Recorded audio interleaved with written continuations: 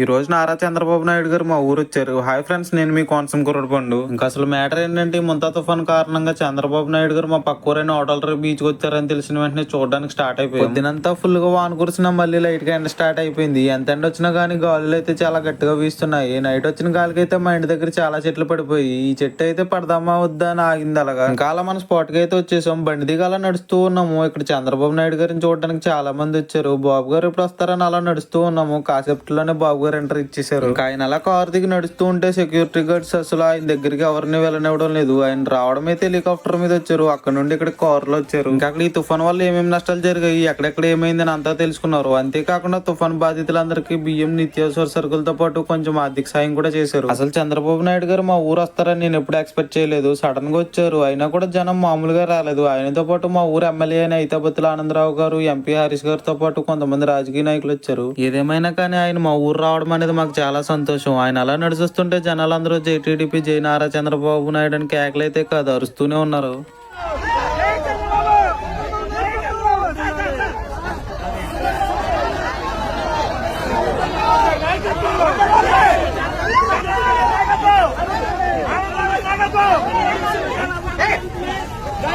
నేను చంద్రబాబు నాయుడు గారిని ఇంత దగ్గరగా చూస్తానని ఎప్పుడు అనుకోలేదు. ముందే చెప్తున్నా, ఈ వీడియో పార్టీ పరంగానే అయితే అస్సలు కాదు. మీరు తప్పుగా అర్థం చేసుకోకండి. అలాగే నేను ఏదైనా తప్పుగా మాట్లాడుంటే క్షమించండి. ఆయన పని అయిపోయాగానే ఆయన కారుకి వెళ్ళిపోయారు. ఈ రోజు ఎలాగైతే నేను బాబు గారిని చూస్తాం. మీలో ఎంతమంది చంద్రబాబు నాయుడు గారిని రియల్ గా చూసారో కింద కామెంట్ లో చెప్పండి. నెక్స్ట్ వీడియోలో మళ్ళీ కలుద్దాం. అంతవరకు మన అకౌంట్ ఫాలో అండ్ సబ్స్క్రైబ్ చేసుకోండి. Okay, bye.